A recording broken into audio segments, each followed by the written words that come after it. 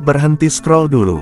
Bayangkan ini, kamu sedang terjebak macet pagi hari di Seoul, atau pelan-pelan melewati kemacetan Jakarta, tapi mobil yang kamu kendarai terasa tenang, bertenaga, dan mewah tanpa terlihat berlebihan. Inilah Mercedes-Benz GLE 2026. Bukan mobil pamer, bukan juga eksperimen mobil listrik. Ini adalah SUV premium yang dipilih banyak pembeli Korea karena nyaman, berkelas, dan masuk akal untuk jangka panjang. Dan hari ini, saya akan jelaskan kenapa GLE bisa jadi salah satu SUV mewah paling cerdas di tahun 2026. Kita mulai dari harga, karena pembeli pintar selalu mulai dari sini. Di Korea Selatan, Mercedes-Benz GLE 2026 dibanderol mulai sekitar 110 juta won Korea, tergantung varian dan opsi hibrid. Di Indonesia, harganya diperkirakan berada di kisaran 1,9 hingga 2,2 miliar rupiah. Di Jepang, sekitar 13 juta yen. Di Amerika Serikat, mulai dari sekitar 62 ribu dolar. Di pasar ASEAN, posisinya jelas sebagai SUV premium yang stabil, tidak terlalu mahal untuk kelasnya dan bukan pilihan berisiko.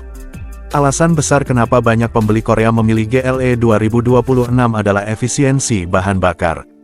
Mercedes benar-benar menyesuaikan mobil ini untuk pemakaian sehari-hari, bukan hanya angka di atas kertas. Versi bensin mild hybrid GLE mampu mencatat konsumsi sekitar 10-11 km per liter di dalam kota, dan 13-14 km per liter di jalan tol. Ini sangat baik untuk SUV besar dan mewah. Versi plug-in hybrid bahkan lebih pintar. Untuk perjalanan harian jarak pendek, mobil bisa berjalan hampir sepenuhnya dengan tenaga listrik, sehingga pengeluaran bensin bisa turun drastis. Jika kamu mengisi daya di rumah, banyak pemilik merasakan penghematan bahan bakar hingga 30-40% dibanding SUV mewah generasi lama. Bagi pembeli Korea yang berangkat kerja setiap hari, ini sangat penting. Harga BBM tidak murah dan kemacetan itu nyata. GLE hybrid memungkinkan kamu melaju halus dan senyap di kemacetan kota, lalu menggunakan tenaga bensin yang kuat saat di jalan tol. Tidak perlu cemas soal jarak tempuh seperti mobil listrik murni. Tidak perlu terus-menerus mencari stasiun pengisian daya. Ini solusi yang seimbang. Soal performa, penjelasannya sederhana. Di dalam kota, GLE terasa lembut, setirnya ringan, dan mudah dikendalikan. Suspensinya nyaman melewati polisi tidur dan jalan rusak, sangat cocok untuk kondisi jalan di Indonesia dan kota-kota Korea. Akselerasinya halus tapi yakin. Kamu tekan pedal, mobil langsung bergerak tanpa terasa berat. Di jalan tol, GLE terasa stabil dan mantap bahkan di kecepatan tinggi. Menyalip kendaraan lain terasa mudah.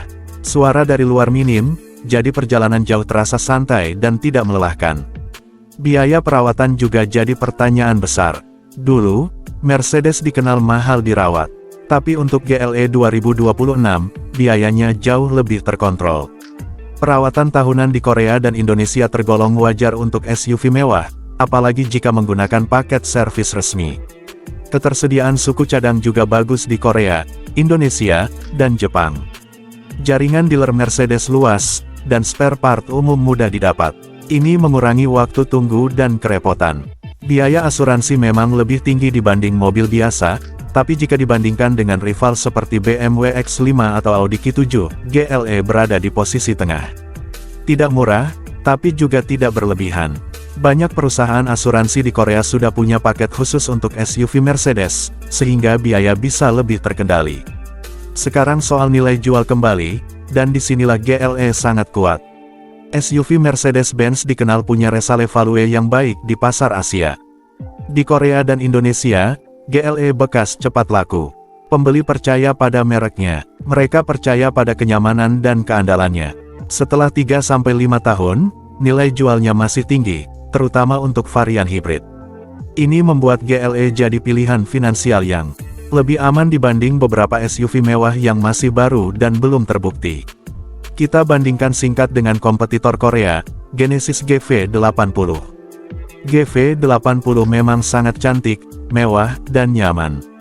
Tapi konsumsi BBM-nya lebih boros, terutama di dalam kota. Biaya perawatan juga bisa lebih tinggi tergantung ketersediaan suku cadang di luar Korea. GLE terasa lebih efisien, lebih siap secara global, dan lebih mudah dimiliki jika kamu sering bepergian atau berpindah negara. Untuk pembeli yang peduli penghematan BBM dan teknologi hibrid, GLE punya keunggulan. Kenapa GLE 2026 cocok untuk jalan dan lalu lintas Korea? Jawabannya simple, ukurannya pas, tidak terlalu besar dan tidak terlalu kecil. Mudah diparkir berkat kamera dan sensor canggih. Suspensi nyaman untuk jalan bergelombang dan sempit. Sistem hibrid sangat membantu di kondisi stop and go.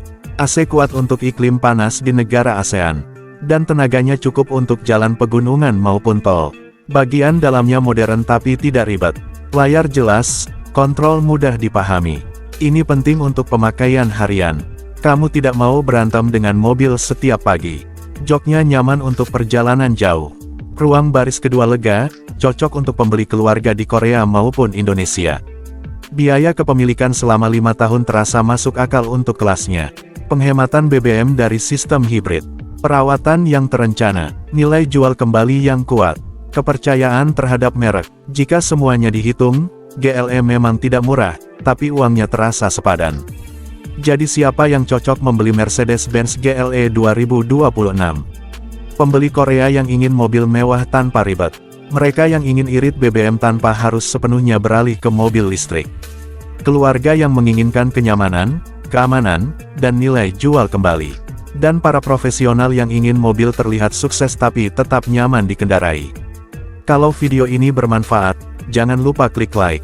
Subscribe channel ini untuk review mobil yang jujur dan relevan dengan kondisi jalan Asia.